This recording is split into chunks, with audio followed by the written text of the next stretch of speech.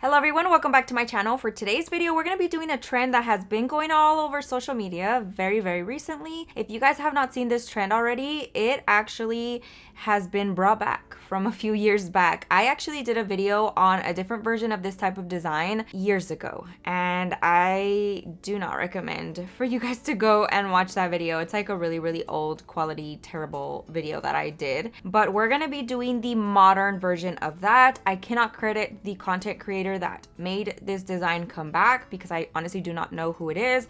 I've just seen it all over my feed. So here we are to recreate it and share with you guys how easy it is to create this type of design. I'm going to be showing you guys different versions of it as well, just to kind of give you guys a little bit of an idea of how creative you can get with it. Now that being said, we're going to be announcing the winner to my last video's giveaway. If you guys missed out on that, make sure you guys subscribe to my channel so that you guys do not miss out on future giveaways. This lucky winner is going to be sent the Makartt Pro LED light, the Makartt Pro e-file, and one of my favorite dust collectors from them. Super sleek and super cute. So our winner for that giveaway is Anthony Martinez. Congratulations. Make sure you message me so I can send that out right to you. Good luck to all of you guys on my next giveaway. I will be trying to do them a lot very often. But for now, I hope you guys enjoy the video. Now let's get right into it.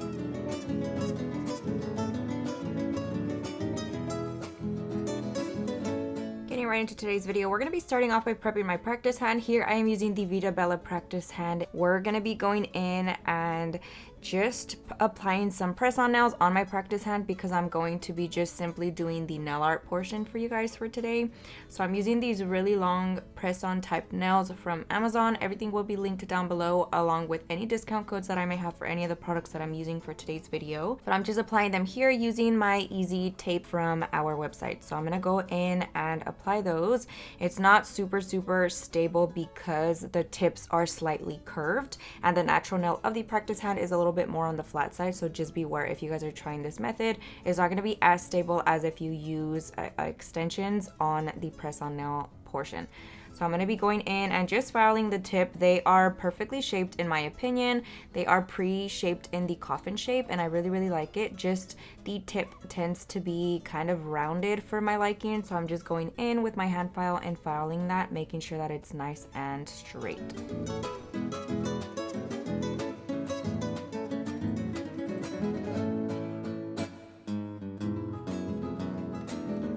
Now, if you guys are OG subscribers or just viewers on my channel, I'm pretty sure you guys saw my original video on this type of design. It was like an illusion type of nail art and it was trending for a good while. It was a lot more intricate. So we're going to be doing the upgraded version of that on today's video. And if you guys feel the need to go and check that video out, I would like to mention that the quality, the angle, and everything about that video is probably way worse than what you're seeing in today's video. So fair warning if you guys go and watch that. It was like right when I started doing videos, so everything was kind of off. But for the basics of this nail art, it's pretty much a vertical ombre and then you flip the top layer of it backwards and then you do your design like that. So we're getting started with this neon peach color that I've been wanting to use for a very long time, so I figured I would go ahead and use it for today's video, and I'm pairing it with a more muted version of that color. So the very bright pink color is called Neon Peach from Profiles Backstage. It's from their gel liners. And then the muted pink color is called Peach Cobbler from Not Polish, also from their liners from their pastel collection. So I'm going in with an ombre brush from Profiles Backstage. This pretty much has like really sparse bristles, which helps you kind of blend two colors together very nicely. And I'm just using that to go in and pretty much just blend that center line where both colors meet. If you use this type of brush, it's going to be a game changer. Do not overthink it. I'm telling you right now, do not overthink it. Just go in and blend it up a little bit and you will be surprised at how easy it is to get. We're going in and we're going to be repeating that on all of the nails. You can always flip it around and switch it just depending on what you prefer to do.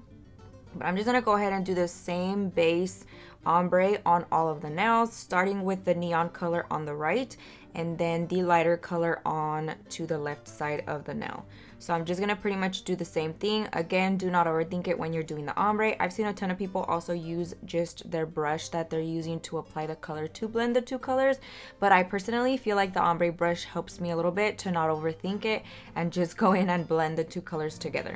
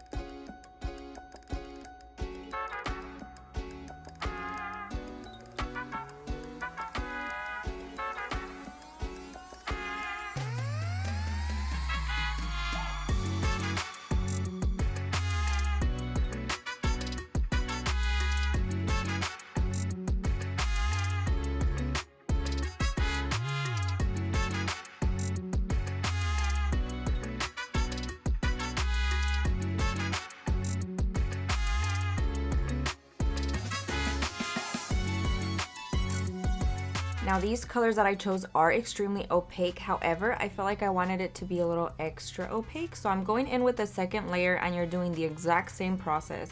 We're gonna be adding a thin layer of the lighter color on the left and then the brighter color on the right side. And then just very quickly blending it together. Because you already have that base blend, it's gonna be even easier to do this second layer. So again, do not overthink it, just go in and blend it.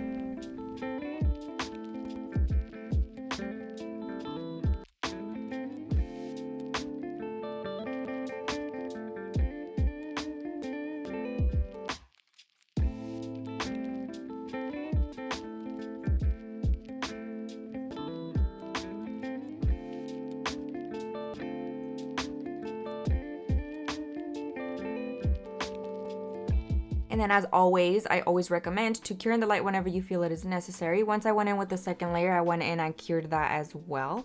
But I did the 4 fingers first, the first layer, cured it, went in with the second layer, cured it, and then we're gonna be going in with the topical layer of the nail art. So pretty much to get this type of design, all you have to do is flip the colors opposite from what you originally did. So as you can see, now I'm placing the brighter neon pink on the left side versus the original right side. So that's pretty much the gist of it. You are able to do endless amounts of designs with this, as long as, you know, your creativity kind of gets out there. It's pretty simple. As long as you get that nice little blend right in the center, it looks so good. So I think it's super, super cool. you can always go in and do your smile line to begin with, but I didn't want to have to worry about that and getting it messed up. So I just went ahead and added the layer of paint, blended it, and now I'm going in with a gel brush to just carve out that smile line that I want. You can make it as round as you want, as almond as you want, just whatever your preference is. I kind of did more of a rounded smile line for this one, and I think it looks super, super cute. This is pretty much like the basic trend that's going around. Now, once I'm content with that smile line, I'm actually gonna be going in and curing that in my light. And then we're going in with the second layer again, just to make it a little bit more vibrant and opaque. So same process. This time I am being a little bit more careful with that line, but you pretty much just do the same thing, blend it together, and then carve out that smile line once again.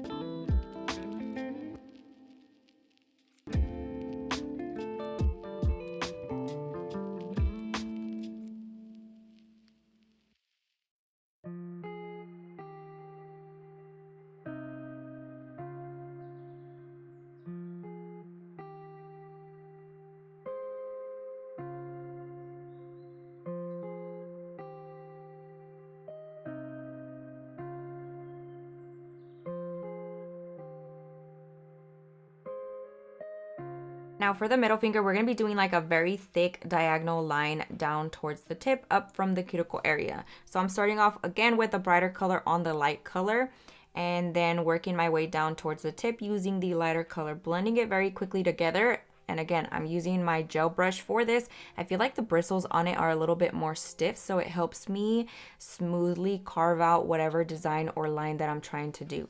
So I'm just gonna quickly blend it. Again, do not overthink it. The more you think about it, the longer it's gonna take, the worse it's gonna get. So I feel like the less effort you put into blending it, the better it's gonna come out, especially with this type of technique. So once I'm content with that blend, I'm gonna be taking my brush and just carving it out. And just a quick little tip from my experience, wipe away from the opposite color. So as you can see, the bright color, I'm wiping it towards the bright color, and then the light color, I'm carving it and bringing it towards the light color. Otherwise, you're gonna get a very thin line of the opposite color come into the other color, and if that makes sense. And it doesn't look as cute. You want it to be nice and clean and crisp. Now for the ring finger, we're gonna be doing the same process. We're just actually gonna be doing the tip just like a triangle shape. Again, randomly place the colors on there, and then we're gonna be focusing on carving it out and cleaning it up once we're done making that blend. And then for the pinky, I ended up doing the same design as the index finger, and then I added the Gloss It top coat from Not Polished, shiny top coat for this type of design. I feel like it looks perfect and it helps blend everything nicely together.